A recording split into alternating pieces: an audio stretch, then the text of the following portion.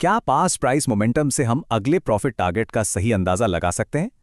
अक्सर कहा जाता है कि मार्केट हमेशा अनप्रेडिक्टेबल है, लेकिन सच तो ये है कि इसका जवाब चार्ट के एक बेहद खास पैटर्न में छिपा है।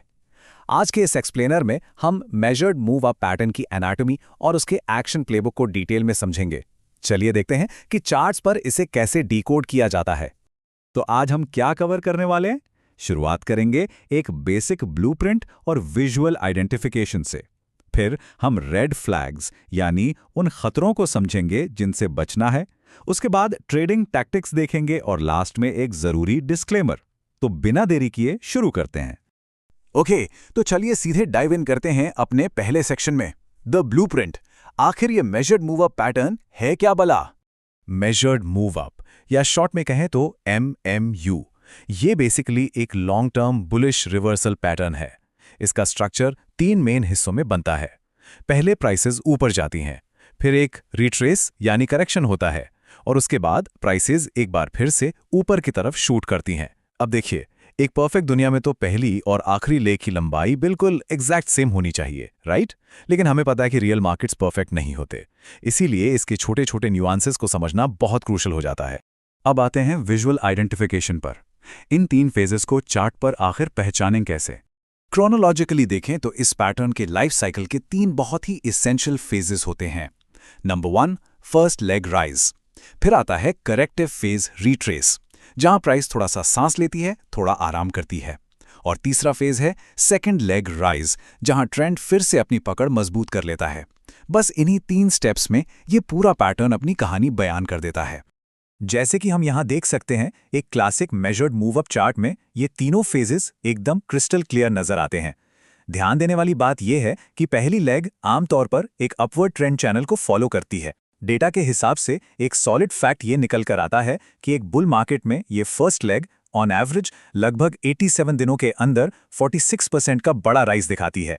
ये मार्केट का पहला स्ट्रॉन्ग बुलिश सेंटिमेंट होता है, एक ऐसी वेव जिसे कोई मिस नहीं करना चाहेगा। अब यहाँ सबसे इंटरेस्टिंग चीज़ क्या है, वो ये कि करेक्टिव फेज अक्सर एक फॉलिंग वेज के रूप में बनता है। और ज़रा नीचे वॉल्यूम पर नज़र डालिए।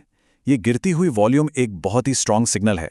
ये साफ बताता है कि लोग यहाँ बेचने में ज़्यादा इंटरेस्टेड नहीं हैं। ये सिर्फ एक टेम्पररी करेक्शन चल रहा है, कोई नया डाउन ट्रेंड नहीं शुरू हो गया। और टेक्निकली देखा जाए तो यही वो जगह है जहाँ रियल अपॉर्चुनिटीज़ बनती हैं। लेकिन रुकिए, हर चमकती चीज़ सोना नहीं होती। चलिए बात करते हैं रेड फ्लैग्स और फेलियर्स की, और देखते हैं इन ट्रेडिंग ट्रैप से कैसे बचा जाए। इस कंपैरिजन को बिल्कुल अपने दिमाग में लॉक कर लीजिए। एक हेल्दी रिट्रेस आमतौर पर 40 से 60% के बीच का होता है, लेकिन अगर प्राइस 80% से ज़्यादा गिर जाती है तो समझ लीजिए कि वो डेंजर जोन में एंटर कर चुकी है।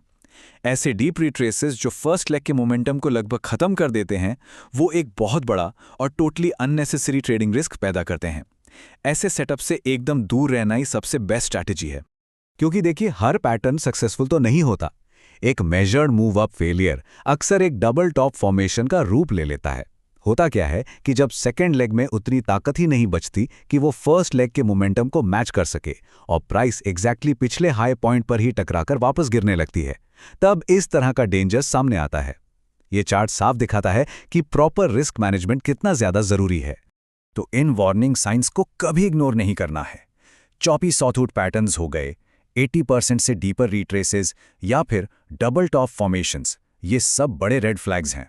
एक और बात, मार्केट का एक वेल नोन एक्सियम है कि बढ़ती हुई प्राइसेस को हाई वॉल्यूम का सपोर्ट चाहिए ही चाहिए। अगर सेकेंड लेग के दौरान वॉल्यूम लो दिखाई दे रही है तो समझ जाइए कि वहां बाइंग प्रेशर की भारी कमी है, और ये एक आने वाले फेलियर का सबसे बड़ा सिग्नल हो सकता है। ऑलराइट, अब जब हमने ट्रैप्स समझ लिए हैं तो सीधे मूव करते हैं ट्रेडिंग टैक्टिक्स और रियलिस्टिक गोल्स सेट करने की तरफ।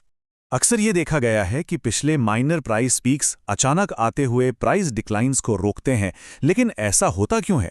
इसके पीछे का मेन लॉजिक ये है कि मार्केट की मेमोरी में ये पुराने लेवल्स सप्लाई और डिमांड के स्ट्रॉन्ग जोन्स बन जाते हैं। यानी जहां पहले अच्छी खरीदारी हुई थी, वहां दोबारा इंटरेस्ट पैदा होता है, और वही जोन्स इस करेक्टिव फेज के दौरान क्रिटिकल सपोर्ट का काम करते हैं। चलिए इसे एक रियल वर्ल्ड एग्जाम्पल से समझते हैं।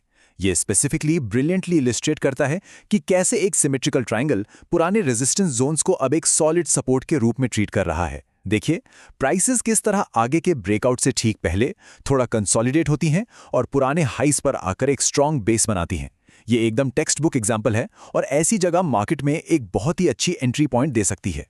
तो अब आते हैं सबसे मेन सवाल पर, टारगेट आखिर सेट कितना करें। अक्सर ट्रेडर्स पूरी की पूरी फर्स्ट लेग की लंबाई को ही अपना टारगेट मान लेते हैं, लेकिन डेटा कहता है कि यह सिर्फ 45 से 56% बार ही हिट होता है। इसकी जगह ये 50% का रूल हमारा सबसे गोल्डन रूल है। अगर हम फर्स्ट लेग के मूव का ठीक आधा यानी 50% हिस्सा अपवर्ड प्रोजेक्ट करें तो ये सबसे कंजर्वेटिव और रिलायबल टारगेट बन जाता है। इनफैक्ट हिस्ट्री बताती है कि बुल मार्केट्स में ये रूल लगभग 85% ऑफ द टाइम बिल्कुल परफेक्टली काम करता है। और अब हम अपने आखिरी पड़ाव पर आ गए हैं, फाइनल डिस्क्लेमर और जरूरी सूचना। इस पूरे एक्सप्लेनर के बाद खुद से एक सवाल पूछना बनता है, क्या स्ट्रिक्टली इन ट्रेंड चैनल्स और वॉल्यूम सिग्नल्स को पहचानना ही हमारे आने वाले ट्रेड्स को पूरी तरह सेव कर सकता है? जाने से पहले एक बहुत ही जरूरी बात, ये कंटेंट सिर्फ और सिर्फ एजुकेशनल पर्पसेस के लिए बनाया गया है। इसे किसी भी तरह की फाइनेंशियल या ट्रेडिंग एडवाइस बिल्कुल ना समझें। मार्केट हमेशा रिस्क से भरा होता है, इसलिए एक्सट्रीम कॉशन और अपनी खुद की रिसर्च हमेशा जरूरी है। लेकिन सोचिए, क्या इन स्पेसिफिक विजुअल क्यूज और मेजर्ड रूल्स को मास्टर करना इस हाईली अनप्रिडिक्टेबल मार्केट में एज पाने की सबसे बड़ी चाबी बन सकती है? इस डेटा और इन चार्ट्स को देखने के बाद ये डेफिनेटली सोचने वाली बात है।